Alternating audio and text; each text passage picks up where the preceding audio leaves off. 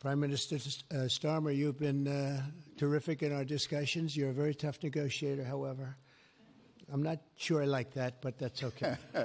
Very, very special person. The Prime Minister and I have gotten off to an outstanding start. The U.S. and U.K. have a special relationship, very special, really like no other, passed down through the centuries.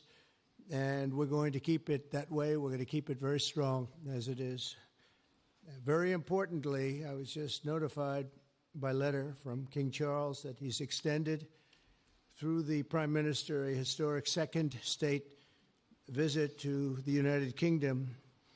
And that's a great honor because it's never happened before. One person has never been extended that honor, and I really do call it an honor, but it's not for me, it's for our country. It's respect for our country. So I just want to thank you, and I want to thank King Charles. Thank you very much, and we accept.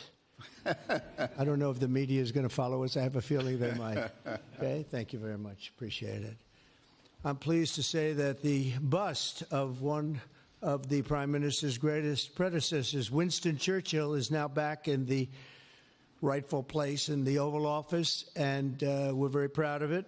Our meeting today and the various breakout sessions we had were tremendously productive. Most importantly, I provided the Prime Minister with an update on our efforts to end the bloody and horrible war in Ukraine with Russia, which would never have happened if I were president. That was not going to happen. I promise you that. After 3 years of hellacious conflict, approximately 1 million Ukrainians and Russians have been senselessly killed, but the number, I believe, is much higher than that. Countless schools, hospitals, towns, and beautiful ancient churches have been absolutely obliterated. To begin the process of ending this spiral of death, I had historic back-to-back calls with President Putin, very successful calls, I might add, and President Zelensky, and my team also spoke with the Secretary General of NATO on numerous occasions, and we're working very hard to get that war brought to an end. I think we've made a lot of progress, and I think it's moving along pretty rapidly. And I want to thank all of the people that are here that have been working on it. And we'll let you know what happens. It'll either be fairly soon or it won't be at all. In addition, this week I met with President Macron of France, as you know, and held talks with members of the G7. Tomorrow, the progress toward peace will continue when President Zelensky visits the White House. He'll be here tomorrow in the early part of the day, and we'll be signing a historic agreement that will make the United States a major partner in developing Ukraine's minerals and rare earths and oil and gases, and we have a great understanding. I think it's going to be great for Ukraine. We're going to be at the site, and we'll be digging. We'll be digging. Dig we must. A big utility in New York contacted us, and they used to have a sign, dig we must, and we will be digging. But much of the European aid to Ukraine has been sent in the form of loans for which they expect to be paid back, and we didn't have that honor under the Biden administration. He sent money, or just sent it, money after money after money, and never had any knowledge of ever seeing it back. Maybe $300 to $350 billion, but under the breakthrough agreement, very unusual, which everyone said was difficult to get, but it's really very good for Ukraine and very good for us. The American taxpayers will now effectively be reimbursed for the money and hundreds of billions of dollars poured into helping Ukraine defend itself, which by and of itself is a very worthy thing to do. We've paid far more than any other country, and with most of our support, it's been paid in military, the finest weapons anywhere in the world. This includes vast amounts of military hardware, ammunition, and various other things that we now have to start rebuilding our own stockpiles. Additionally, the minerals agreement will provide the basis for a more sustainable future relationship between the United States and Ukraine, and thus stimulate the long-term prosperity that will help the Ukrainians rebuild their country. It's been demolished. and the ruined infrastructure. The infrastructure, as you know, is in very bad shape. In just over 1 month, our administration has already achieved more progress toward peace than years in the other administration where they did nothing toward peace. They didn't understand what was happening. Our approach is basically common sense. As I said, so many of the things that we do are based on common sense. If you want peace, you have to talk, both sides. As I discussed with Prime Minister Starmer, the next step we're making is toward a very achievable ceasefire. We hope that that can happen quickly because thousands of young people, in this case, we're not talking about Americans, we're talking about Ukrainians and Russians are being killed every week, thousands. And it's a rough battlefield. It's a flat piece of land, and the bullet only stops when it hits somebody. And this week, I saw the reports, and it's I don't even want to say what they are, but thousands of people, young, vibrant people died. And we want to stop that. Senseless. Should have never happened. This will lay the groundwork for a long-term peace agreement that will return stability to Eastern Europe and hopefully ensure that such a terrible war will never happen on European soil or, for that matter, anywhere again. It's a horrible thing that's going on.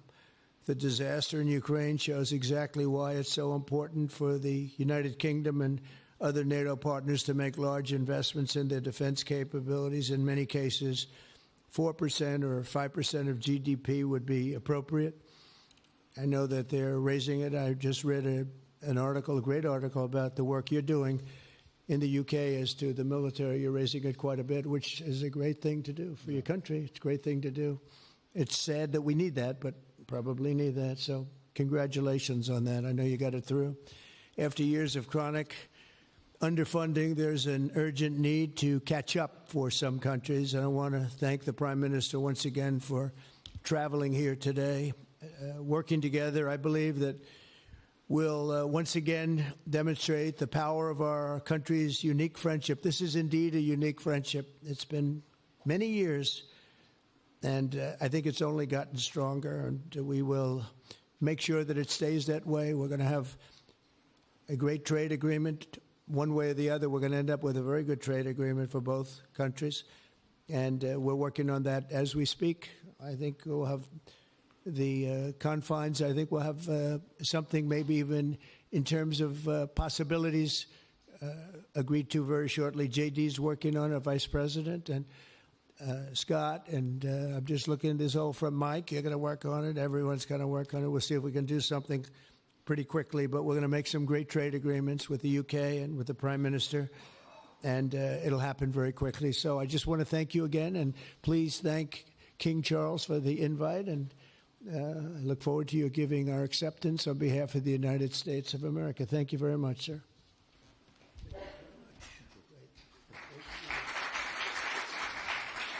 Thank you. Well, thank you very much, Mr. President. Thank you for your hospitality. Thank you for your leadership. This has been a very good and very productive visit. And with your family roots in Scotland and your close bond with His Majesty the King, it's good to know that the United Kingdom has a true friend in the Oval Office. And it was so good to see the bust of Winston Churchill back in its rightful place just a moment ago. But look, in a moment of real danger around the world, this relationship matters more than ever.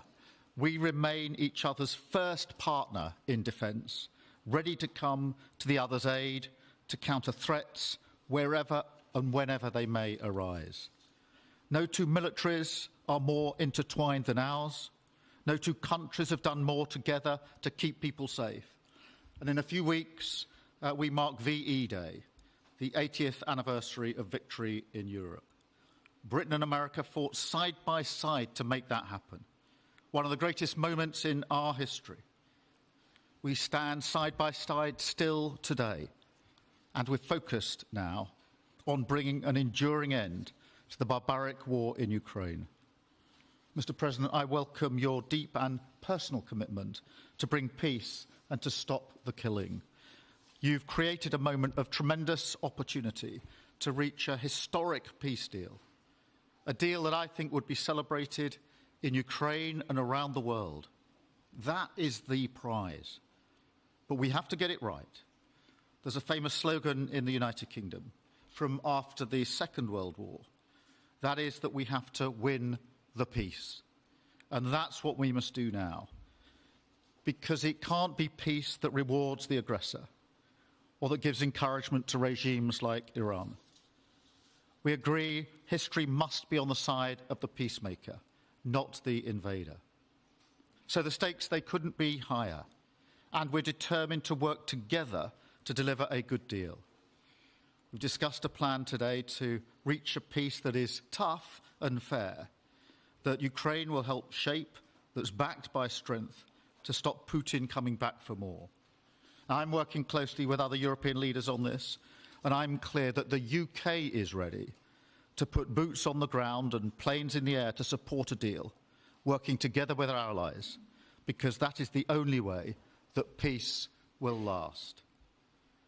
Mr. President, in this new era, you're also right that Europe must step up.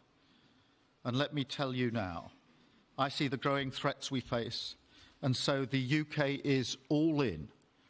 This year we'll be giving more military aid to Ukraine than ever, and just this week I've set out how we're shouldering more of the security burden. We're already one of the biggest spenders in NATO, and now we're going much further, delivering Britain's biggest sustained increase in defence spending since the Cold War. This isn't just talk, it's action, rebalancing the transatlantic alliance, making us all stronger, and standing up for our shared values and shared security, as Britain always has. And Mr. President, it's no secret we're from different political traditions, but there's a lot that we have in common. We believe it's not taking part that counts. What counts is winning. If you don't win, you don't deliver. And we're determined to deliver for the working people of Britain and America, who want and deserve to see their lives improve. So we're both in a hurry to get things done, and that's what the UK and US do when we work together. We win and we get things done. So we'll do what it takes to keep our people safe. We'll also work together to deliver some big economic wins that can benefit us both. We have a $1.5 trillion invested in each other's economies, creating over 2.5 million jobs across both economies. Our trading relationship is not just strong, it's fair, balanced and reciprocal. We're leaders together in so many areas, ranked 1 and 2 in the world as investment destinations, 1 and 2 for universities, 1 and 2 for Nobel Prizes, 1 and 2 in golf as well, by the way. And we're the only 2 Western countries with trillion-dollar tech sectors, leaders in AI. And look, we take a similar approach on this issue. Instead of over-regulating these new technologies, we're seizing the opportunities that they offer. So we've decided today to go further, to begin work on a new economic deal with advanced technology at its core. Look, our 2 nations together shaped the great technological innovations of the last century. We have a chance now to do the same for the 21st century. I mean, artificial intelligence could cure cancer. That could be a moonshot for our age. And that's how we'll keep delivering for our people. There are so many opportunities. Keep our nation strong and fulfill the promise of greatness that has always defined this relationship. Finally, to underline the importance of this bond, it was my privilege and honour to bring a letter with me today from His Majesty the King, not only sending his best wishes, but also inviting the President and the First Lady to make a state visit to the United Kingdom, an unprecedented second state visit. This has never happened before. It's so incredible, it will be historic. And I'm delighted that I can go back to His Majesty the King and tell him that President Trump has accepted the invitation. So thank you. Our teams will now work together to set a date, and we look forward to welcome you in the United Kingdom. Thank you once again. Thank you very much. What a beautiful accent. I would have been president 20 years ago if I had that accent. Thank you very much. Okay, let's see here. Go ahead, please. Thank you, Mr. President. Earlier today, you told me that you believe that foreign countries pay tariffs, but Americans who are concerned about higher prices believe, as most people do, that they're paid by consumers and importers when they import things into this country. Can you explain how you came to this belief that foreign governments are paying tariffs? And for the Prime Minister, did you discuss with President Trump his repeated statements of desire to annex Canada? And has the King expressed any concern over the President's apparent desire to remove one of his realms from his control? So I'll go ahead. The first part, the tariffs are necessary because we've been treated very unfairly by many, many countries, including our friends, friend and foe. But we've been treated very unfairly in trade at levels that nobody's really ever seen before, and especially under the Biden administration, they really took advantage of the United States. I put massive tariffs on China during my 4 years. We had the best economy in the history of our country, probably the best economy, maybe the best economy in the history of the world. And I used tariffs to even things up. And in particular with China, we took in hundreds of billions of dollars, and we had no inflation. And it's a myth. It's a myth that's put out there by foreign countries that really don't like paying tariffs, and especially to even up. So we've been treated badly by a lot. We're using tariffs. And I find, and you just have to look at the numbers, but I find that it's not about inflation. It's about fairness. And the inflation for us has not existed. And I don't think it's going to exist. We're going to bring our car industry back. We're going to bring our chips back. We're going to bring so many things back to our country, including pharmaceuticals and drugs. And the thing that's going to get us there is tariffs. And I say often it's my favorite word in the dictionary, but I always preface that by saying now, because I got into a lot of trouble with the fake news where they say that's not good. So I say God, love, family, wife. They're all my favorite words, but tariff is about number 4 or 5 on the list. But I will tell you, it's going to make our country rich, and it's going to stop us from being a laughing stock all over the world, because we have been taken advantage of like no country has ever been taken advantage of. Thank you very much. And look, we had a really good discussion, a productive discussion, a good discussion, as a result of which our teams are now going to be working together on an economic deal. Our teams are going to be working together on security in Ukraine. You mentioned Canada. I think you're trying to find a divide between us that doesn't exist. We're the closest of nations, and we had very good discussions today, but we didn't discuss Canada. Thank you. Please. Go ahead. Go ahead. Yes. Thank you. Hi, Natasha Clark from BBC. Mr. President, you've said you're working on a new trade deal with Britain, which we, of course, welcome. President Obama once said Britain was at the back of the queue for that trade deal. Where are we now? When do you think we're going to see that?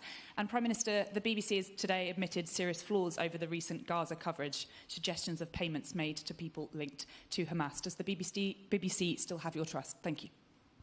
Well, they didn't do well with President Obama. He'd never got a lot of things done, and he didn't get a trade deal done that was of any importance or magnitude. We've had great discussions on trade, and I think we're going to have a deal done rather quickly as it can be done. We're going to have something, I think, rather quickly. We expect to do that. Okay? Please. On the BBC, look, I've been concerned about the programme in question. The Secretary of State had a meeting with the BBC. I think it was yesterday, could have been the day before. Thank you. Jeff, go ahead. Thank Thank you, sir. Pardon me. Mr. President, do you support Article 5 of the NATO treaty? And are you concerned that it might be triggered if European peacekeeping forces end up in Ukraine? I support it. I don't think we're going to have any reason for it. I think we're going to have a very successful peace, and I think it's going to be a long-lasting peace. And I think it's going to happen hopefully quickly. If it doesn't happen quickly, it may not happen at all. And we want it for two reasons. Number one, I want to see on a humane basis, I want to see soldiers stop getting shot, because largely it's soldiers now. Towns have been obliterated, but it's largely that. And I don't want to pay billions and billions and billions of dollars, nor does the Prime Minister or anybody else, on a senseless war that should have never happened. And we're going to get it taken care of. But I think it's going to be a peace that's going to be long-lasting. Do you have a question for the Prime Minister? Thank you. Mr. Prime Minister, you were asking the President today about a backstop for Europe if the peacekeeping force ends up in Ukraine. Did you feel like you got a satisfying answer for yourself and for Europe? And Mr. President, if you want to comment on that as well, please do. I thought we had a very productive discussion. Obviously, as the President says, the deal has to come first. But yes, our teams are going to be talking about how we make sure that deal sticks, is lasting and enforced. So our teams will be talking about that. Okay. Please, Blue. Mr. President, some experts think it could take more than a decade to mine the precious minerals from Ukraine. How much should the U.S. expect to receive, and when do you expect to see that come to fruition? Well, we're never going to know that answer, but by our being in Ukraine and doing the exploration and also the digging and taking the rare earth, which we need in our country very badly, we'll be doing a substantial amount of work, probably about at least what we have in there, and we hope to be able to do that. You never know when it comes to that. You know, you dig and maybe things aren't there like you think they're there, but we'll be spending a lot of time there. It'll be great for Ukraine. It's like a huge economic development project, so it'll be good for both countries. Okay? Please. Prime Minister, excuse me, Prime Minister, you've talked about putting British soldiers' boots on the ground in Ukraine in the event that President Trump succeeds with his peace deal. But can you do that without a firm assurance that America will have our back in the form of some kind of security guarantee were Putin to breach that agreement? And, Mr. President, tomorrow you're seeing President Zelensky to sign this deal on minerals and energy that could be hugely important to the United States. Will you take the opportunity to apologize to him for calling him a dictator while praising Vladimir Putin, who is a dictator? Well, Robert, let me start by saying I've been really clear today and previously that I think that European countries, including the United Kingdom, need to step up in our own defence and security. We've been doing that in recent days. You saw the announcement we made on spending just the other day. In addition to that, I've made it clear that the United Kingdom will play its full part in ensuring that if there's a deal, and we hope there is a deal in Ukraine, that is a lasting deal that sticks. And we're obviously working with other European countries on that, France and NATO in particular. But I think I'm hosting 18 countries on Sunday to further our discussions. You heard from the President this morning that, you know, as historically has always been the case, we have each other's backs. And today we've been talking about the deal, how that will be a lasting deal. And coming out of this, our teams will now be talking in detail about that. And I think we're going to have a very good meeting tomorrow, 11 o'clock. And I think we're going to have a very good meeting tomorrow morning. We're going to get along really well. Okay? We have a lot of respect. I have a lot of respect for them. We've given them a lot of equipment and a lot of money, but they have fought very bravely, no matter how you figure it. They have really fought. Somebody has to use that equipment, and they have been very brave in that sense. Yeah, please, go ahead.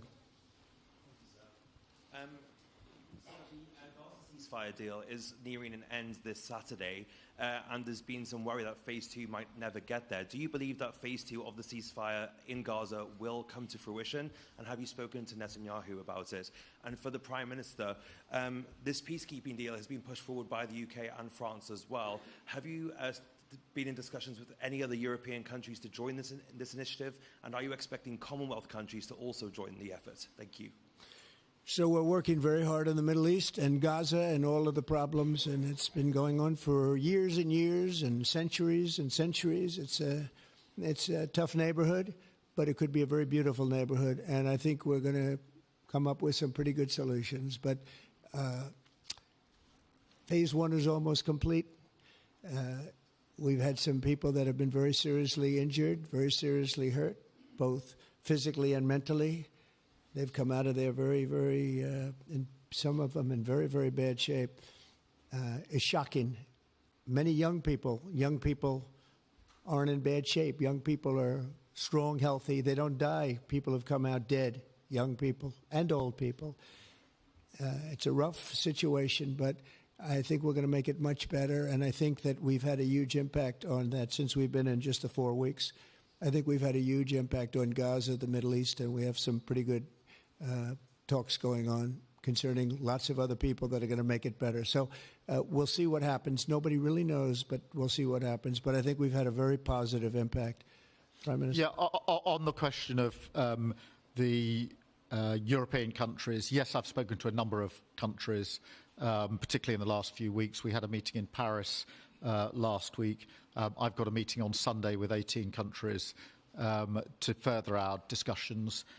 Obviously, we've been talking quite intensely to our French colleagues and to NATO, but to other countries as well, because, as I say, I think it's important for European countries, including the United Kingdom, to step up and do more in the defence and security of Europe and our continent and the United Kingdom, and we'll do so. Well, we're talking to a number of other countries. Thank you. Yes, in the red, please. Pink red, flaming red. Is it me or her? Go ahead. Okay, thank you, Mr. President. A question on Ukraine. Number one is, if you're not considering the security guarantees, are you open to other forms of, for example, intelligence cooperation with Ukraine? And Mr. Prime Minister, President Trump has proposed a plan for Gaza. Does this fit into the two-state solution that the UK held for a long time? Do you see it fit into your general Middle Eastern strategy? Thank you so much. Yeah, thank you very much. We're open to many things, but before I even think about that, that's almost pleasant to think about because that would mean that peace has been arrived at. We have to arrive at that peace. And, you know, you went 3.5 years with an administration that never even really had a meeting. They didn't have a meeting on peace, and there was no prospect of peace. I think, frankly, Russia wanted to go through the whole long deal. I don't think they do anymore. I don't think they do. We had a very big impact on that whole situation. But I don't like talking about phase 2 until I get phase 1. Phase 1 is I have to make peace. And we have to get Russia to agree. We have to get Ukraine to agree. And I think we will. I think we've come a long way. I believe we're going to get it done. I wouldn't say that if I didn't think so.